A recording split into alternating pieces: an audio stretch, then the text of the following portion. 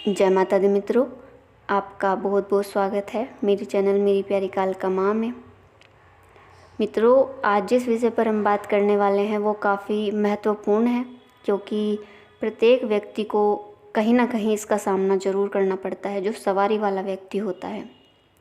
तो आज हम इसी के बारे में बात करने वाले हैं कि जो सवारी वाले व्यक्ति हैं उनका अपमान कोई करता है तो उसके परिणाम क्या निकलते हैं। देखिए, प्रत्येक जगह पर अलग अलग मानसिकता वाले व्यक्ति रहते हैं। ये बाहर ही नहीं अपितु आपके परिवार वाले ही होते हैं। बाहर वाले तो होते ही हैं, लेकिन कभी कभी हमें अपने परिवार में ही इन सब बातों का सामना करना पड़ता है। तिरस्कार उनका किया जाता है, मजाक बनाया जाता है। तो ऐसे माहौल में आपकी सवारी की क्या परिस्थितियाँ बनती है, आपका क्या होता है और आपके परिवार का क्या होता है। देखिए, जिन पर सवारी आती है वे बहुत ही भाग्यशाली होते हैं। सवारी एक प्रसाद है जो हमारे इष्ट के द्वारा हमें प्रदान किया जाता है, हमारी सेवा से, हमारी भक्ति से। और सवारी आप पर आती है तो आपके परिवार वाले इन बातों को नहीं मानते कि क्या ऐसा भी संभव है कि देवता किसी के शरीर पर आ सकते हैं। तो वे ढोंग बताते हैं और वे विश्वास बिल्कुल नहीं करते इन बातों पर कि ये भी सत्य हो सकता है।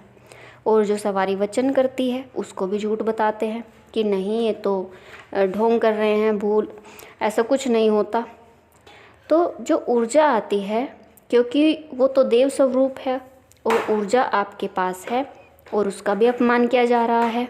जब दूसरे व्यक्तियों के द्वारा अपमान किया जाता है, ऐसी ऐसी बातें की जाती है, तो जो सवारी वाला व्यक्ति होता है उसकी मानसिकता और उसका जो है अपने इष्ट से विश्वास जो है डगमगाने लगता है, यानी अविश्वास की भावना उत्पन्न हो जाती है। उसकी मानसिकता जो है वो खराब हो जाती है, वो परेशान हो जाता है। और चाहे माता स्वप्न में भी दर्शन दे और कहे भी, तब भी विश्वास नहीं कर पाते। तो ऐसी गलत परिस्थितियाँ हो जाती हैं। और यदि ऐसी परिस्थितियाँ उत्पन्न हो जाए तो आपकी सवारी आपको छोड़कर चली जाती है, यदि आप भी इस बात पर विश्वास नहीं करते और अपने इष्ट पर अपना विश्वास नहीं रखते। ये बात हुई सवारी वाले व्यक्ति के बारे में। यदि सवारी वाला व्यक्ति ही अपने इष्ट के प्रति अविश्वास की भावना अपने मन में लाता है तो उसकी सवारी उसे छोड़कर चली जाती है और ये सबसे गलत परिस्थिति मानी जाती है। अब बात करते हैं अन्य व्यक्तियों के बारे में कि जो अन्य व्यक्ति मजाक बनाते हैं, गलत बताते हैं, दिव्य शक्तियों का भी अपमान किया जाता है, तो इसके परिणाम काफ़ी गंभीर निकलते हैं अन्य व्यक्तियों के लिए। मित्रों, सवारी जो होती हैं वे सदैव कल्याण ही करती हैं, सबका भला ही करती हैं। लेकिन यदि उन्हें कोई रौद्र रूप में लाने की कोशिश करता है, उनके भक्त का उपहास करता है, तो वे उन व्यक्तियों को कभी माफ़ नहीं करती।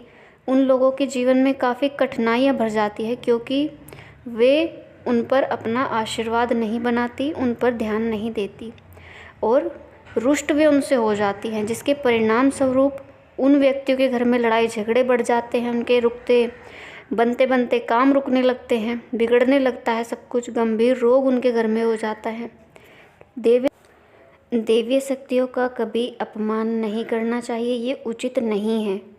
यहाँ तक कि सवारी वाली व्यक्तियों की परीक्षा चल रही होती है, उनका समय बदलता है, लेकिन जब वे परीक्षा की परिस्थिति में होते हैं तो वो काफ़ी परेशान होते हैं, क्योंकि उनकी परीक्षा चल रही होती है और लोग उनका मजाक बनाते हैं, उन्हें नीचा दिखाते हैं।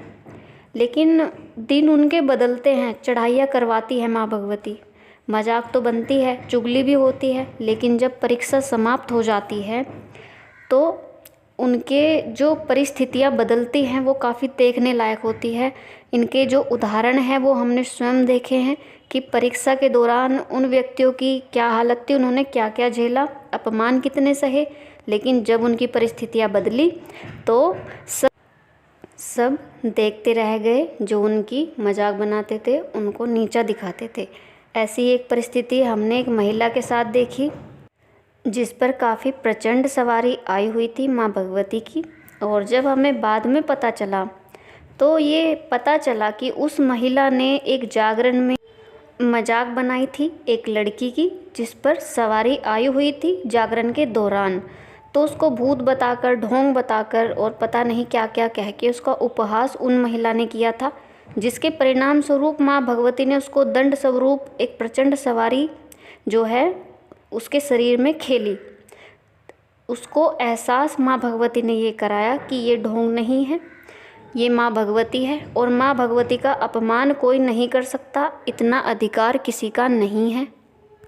मित्रों, सवारी वाले व्यक्ति की आत्मा देव तत्व से जुड़ी हुई होती है और यदि उनका अपमान कोई करता है, चाहे वे कोई लड़की है, लड़का है या कोई भी हो, तो क्रोधित वो शक्ति हो जाती है और अपमान कभी अपने भक्त का में बर्दाश्त नहीं करते, क्योंकि कोई भी माँ अपने बेटे का अपमान कभी सहन नहीं कर सकती, कोई भी भगवान अपने भक्त का अपमान कदापि सहन नहीं कर सकता। तो आप कभी ऐसे शब्द ना बोलें, ऐसे व्यक्ति जो आपका अपमान करते हैं उन पर आप ध्यान ना दें। यदि सवारी वाले व्यक्ति जो हैं उन्हें अपमान का सामना करना पड़ रहा है, आप उन पर कभी ध्यान ना दें। चाहे माता की शक्ति हो, चाहे बाबा की शक्ति हो, वे हरदम आपके साथ हैं, उनका आशीर्वाद आपके ऊपर है। तो मित्रों, सवारी वाले व्यक्तियों का कभी हमें अपमान नहीं करना चाहिए, क्योंकि वे देवतुल्य हैं। वे अपमान के नहीं बल्कि सम्मान के लायक है, क्योंकि उनमें इतनी क्षमता है कि वो देव तत्व से स्वयं को जोड़ पाए। उन्होंने इतनी भक्ति की, उन्होंने अपने इष्ट की इतनी सेवा कर पाए कि वे सामान्य व्यक्तियों से काफ़ी अलग हो चुके हैं। वे सामान्य व्यक्ति नहीं होते, तो उनका अपमान हमें नहीं करना चाहिए, हमें सम्मान करना चाहिए उस शक्ति का, उन भगवान का। तो मित्रों, अब मैं अपनी बात को यहीं समाप्त करती हूँ। आप अपने पूजा पाठ में ऐसे लगे रहिए, दूसरे व्यक्तियों पर ध्यान मत दीजिए। अब मिलती हूँ अपनी अगली वीडियो में, तब तक के लिए जय माता दी, हर हर महादेव।